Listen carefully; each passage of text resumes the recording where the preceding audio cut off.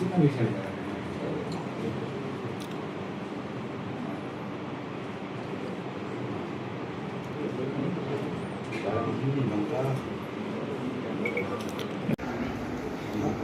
ఇక్కడే ఉన్నాడు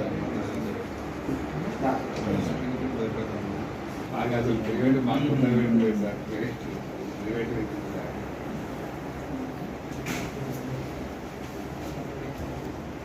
లేదు కాదు సార్. ఒక ఆరోగ్యం బాగాలేని ఒక అబ్బాయి ఉన్నాడు. ఆయన కేటీఆర్ కలిపియాలి. ఒక బాబు, చిన్న బాబు. ఆయన కేటీఆర్ని కల్పించి నేను వెళ్ళిపోతాను. మా మదర్కి సర్జరీ అయింది, ఫేస్ మేకర్ వేసింది, అంతే కాలేదు. 10 days అండి హైదరాబాద్లో ఉన్నది.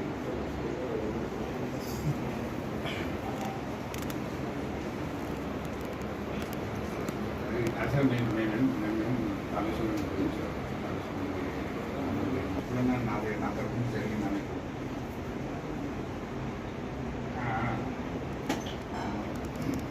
మేము నాకు ప్రోగ్రామ్ చేసే కానీ చిన్న ఇంజక్షన్స్, చిన్న మాట కూడా ఎవరికి అనకుండా కార్యక్రమం చేసుకునేవారు. ఇప్పుడు ఏం లేదు సార్. చిన్న బాబు కలిసి ఒక చిన్న బొక్కే ఇచ్చి నేను హైదరాబాద్ వెళ్ళిపోతాను. అంటే మీకు కావాలంటే హాస్పిటల్కి పోతుంది, మా మదర్ హాస్పిటల్కి పోతుంది. దాన్ని మెసేజ్ చేయండి.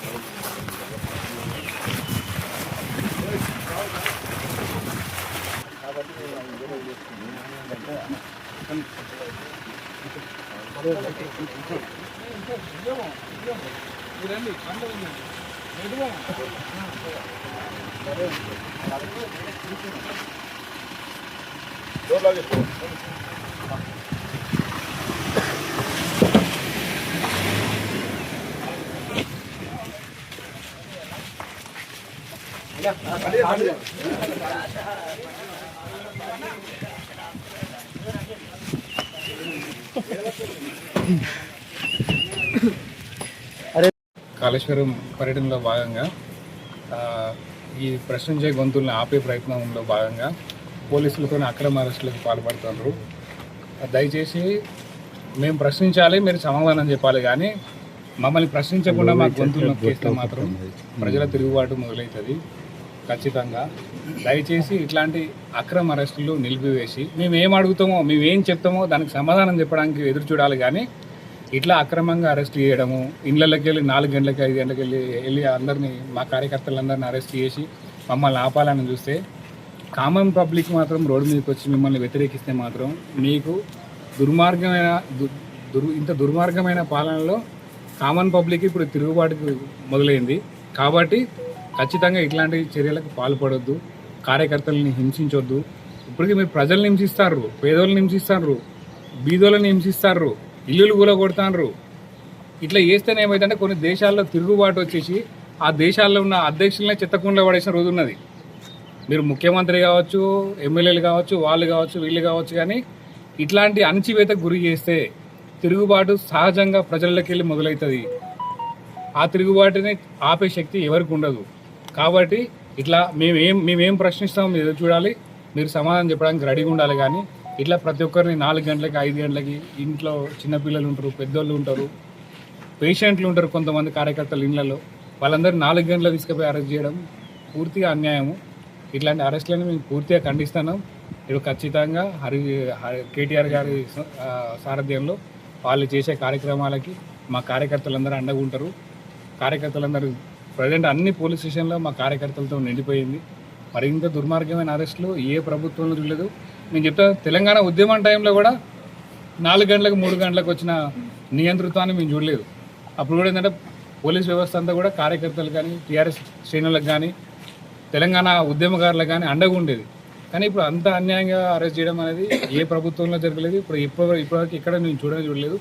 కాబట్టి పొద్దున్న 4 గంటలకు 5 గంటలకు వచ్చేసారు. పోలీసులకు కూడా మేము చెప్తాను, ఇంకొక సంవత్సరంన్నర కాలం మాత్రమే వీళ్ళందరూ ఉంటారు, ఈ ప్రభుత్వం ఉంటుంది. ఆ తర్వాత ప్రజలే విసిగించుకుంటున్నారు. కాబట్టి వాళ్ళకు కూడా రేపొద్దున మేమే అండగా ఉండాలి, పోలీస్ మిత్రులకు కూడా అండగా ఉండాలి. దయచేసి ఇట్లాంటి చర్యలకు పాల్పడొద్దని చెప్పేసి మా కార్యకర్తలని అన్యాయంగా అరెస్ట్ చేయొద్దని చెప్పేసి, అన్యాయంగా హింసించొద్దని నేను కోరుకుంటున్నాను. కన్నపల్లి పంప ద్వారా మేడిగడ్డ బరాజ్కు సంబంధం లేకుండా కూడా మా గోదావరి జలాలను ఈ రైతాంగానికి అందించవచ్చు అన్న నినాదంతో ఈరోజు నిరూపించడానికి మా వర్కింగ్ ప్రెసిడెంట్ కేటీఆర్ గారు మా ఉమ్మడి వరంగల్ జిల్లాకు రావడం జరుగుతూ ఉంది. మేము మా నాయకుడిని ఘనంగా స్వాగతించేటువంటి క్రమం లోపల కార్యకర్తలైనటువంటి మమ్మల్ని అన్యాయంగా 4 గంటల రాత్రులు తెల్లవారుజామున ఈ యొక్క రాష్ట్ర ప్రభుత్వం మొండి వైఖరి, వారి యొక్క నిర్లక్ష్యపు నీటి వాటాను మమ్మల్ని ఎందుకు ఆపుతున్నారు అని చెప్పి, చిత్తశుద్ధి లేకుండా ప్రవర్తిస్తున్నారని చెప్పి, బయటపడుతుందని చెప్పి, ఎండగట్టుతున్నామని చెప్పేసి భయంతో మమ్మల్ని ఈ రోజున గృహ నిర్బంధాలు చేయడం, ఈ ఇంటిలోకి రావడం, మా ఇంట్లో ఉన్నటువంటి నిద్రలో ఉన్నటువంటి మా కార్యకర్తలను తీసుకొని పోయి మా నాయకుడిని కూడా మేము స్వాగతించేటువంటి స్వేచ్ఛను కోల్పోతున్నటువంటి ఈ సందర్భాన్ని ఈ రేవంత్ రెడ్డి సర్కారుని తీవ్రంగా ఖండిస్తూ ఉన్నాం. తస్మా జాగ్రత్త రేవంత్ రెడ్డి గారు, మీకేమైనా చిత్తశుద్ధి ఉంటే ఇప్పటికైనా తెలంగాణ రాష్ట్రానికి మాకు వచ్చినటువంటి మా గోదావరి జలాలను స్పందించి మా నీటి వాటాను ఇవ్వండి. మా ఉద్యమకారులను కావచ్చు, మా బీఆర్ఎస్ పార్టీ శ్రేణులు కానీ ఎక్కడికక్కడ ఇమ్మడిగా మీరు అరెస్ట్ గృహ నిర్బంధాలు అన్నీ చేసినా కూడా మా కేటీఆర్ గారి ప్రోగ్రాం కావచ్చు, మా బీఆర్ఎస్ పార్టీ శ్రేణులు అందరం కావచ్చు, అంతకు రెట్టింపు ఉత్సాహంతో నీ యొక్క రాష్ట్ర ప్రభుత్వాన్ని గద్దెదించే విధంగా ఎండగడతాం, ఈ తప్పులని ఎత్తి చూపుతామని హెచ్చరిస్తా ఉన్నాం.